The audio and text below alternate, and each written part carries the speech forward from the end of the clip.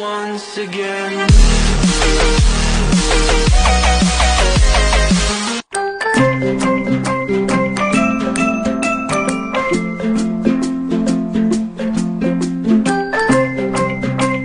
Hello everyone! Welcome again to Mhelbeth's Table. Today I will show you a very healthy recipe, and this is what we call the Manila clam soup.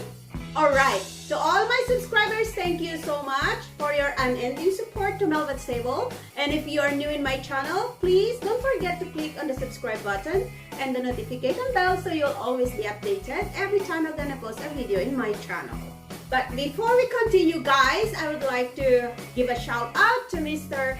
J. De La Villa. Hello there, how are you? Thank you so much for always supporting here in Mhelbeth's Table, and also to Sister Anna Fe for always sharing my videos in her Facebook account. Okay guys, tulad ng sinabi ko kanina, ang lulutuin natin ngayon ay napakasimple lang pero napaka-healthy at napakasarap na clam soup with tamarind. Okay, so wag na nating patagalin ito, bibigay ko na sa inyo ang lahat ng ingredients.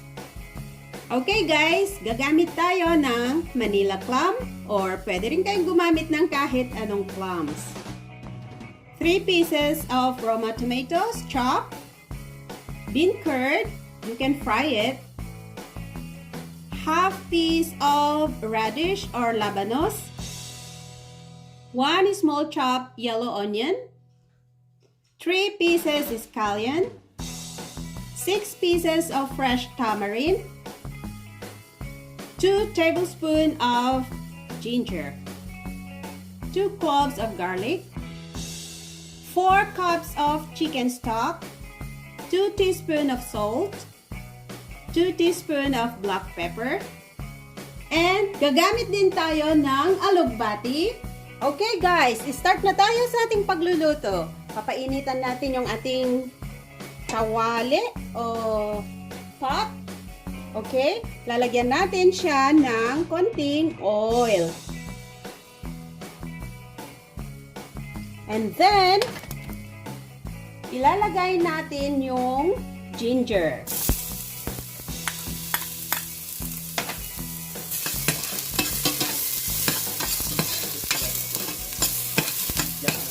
And then, pwede na rin ilagay yung onion. And the garlic.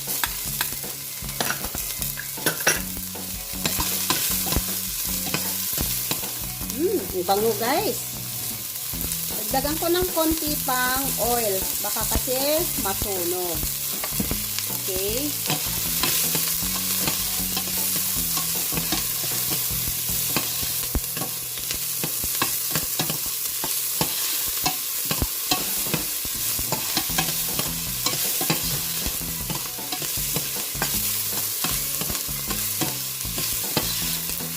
Okay guys, pagka nag-translucent na yung ating onion, ilalagay na natin yung ating tomato.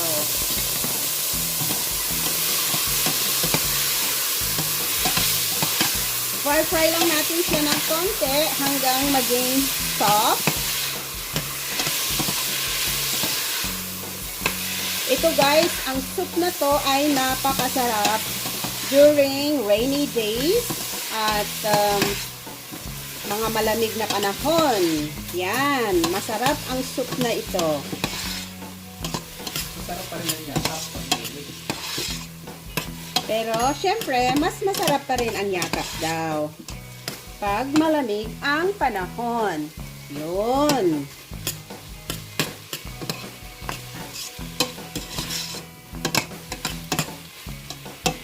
Okay. So, habang medyo nagsosoft na yung ating tomato, ilalagay na natin yung ating clams. Guys, pag hinuhugasan natin ang clams natin, ibababad natin to ng overnight ng konting salt o di kaya about 3 hours. Kasi guys, para yung mga kinain niya, yung mga sand ay iluluwa niya. Kasi kapag niluto natin na hindi natin yung ginawa, nagiging sandy yung ating soup. baka hindi tayo mag-enjoy. Oh, di ba? Kaya, yun guys. So, make sure na high heat tayo habang ginigisa-gisa natin ng konti yung ating clams. And then, we can now put our ground black pepper and our salt. Guys, tansyahin nyo yung salt ninyo mamaya-maya. Pwede kayong magdagdag o magbawas. Depende sa preference nyo ng gaano kaalat yung inyong soup. Okay?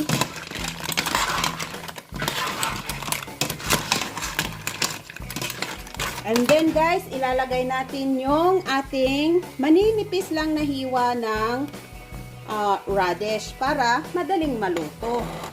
And ilalagay na rin natin yung ating tofu o bean curd. Kung hindi kayo kumakain yan, pwede rin wag nyo nang lagyan. At ilagay na rin natin yung ating tamarind. Pakukuluin natin ito guys. Hanggang sa magbuka yung ating clams. So, ilalagay na rin natin yung ating chicken stock. Dahil 2 cups lang yan, dadagdagan ko pa ng 2 cups para marami tayong sabaw na iinumin mamaya. Okay? Ayan, guys. Pwede rin kayong gumamit ng patis. Okay? So, I think I need a little bit more of the stock. So, dadagdagan ko siya ng another 1 cup of water. Alright? Then, tatakpan natin ito at pakukuluan.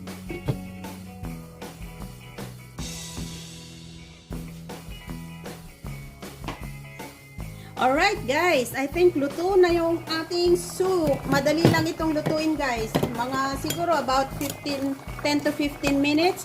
Ayan, bumuka na yung ating mga clams. And i-check ko lang kung luto na yung ating radish. Yeah, pwede na guys. Kasi maninipis lang talaga ang hiwa ko dyan. So, pwede kayong maglagay ng sili. Kung gusto nyo ng medyo may anghang ng konti. Lagay na natin yung ating green onion. And of course, guys, ilalagay na natin, we will now put our alugbati or what they call in English, Malabar spinach. This is a very, very healthy vegetable kasi punong-puno ito ng fiber, vitamin A, vitamin C, iron, calcium, and antioxidants. And of course, yung clams natin guys is very excellent source of minerals. Kaya napaka-healthy ang soup na ito. Alright guys, tatakpan lang natin ng konti, ng sandali, at ready na yung ating soup. Alright guys, ready na yung ating soup. Kaya pwede na natin ilagay sa ating plating. Look at this. It's so yummy, yummy, yummy. Alright.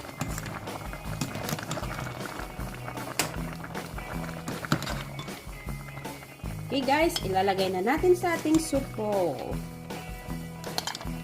Ayan guys, eto na yung ating napakasarap na Manila clam soup with fresh tamarind. To all my subscribers, thank you so much for always there. And of course, if you're new in my channel, please don't forget to click on the subscribe button and the notification bell so you'll always be updated every time I'm gonna post a video in my channel. Hanggang sa muli guys, watch out for my next video. Thank you so much.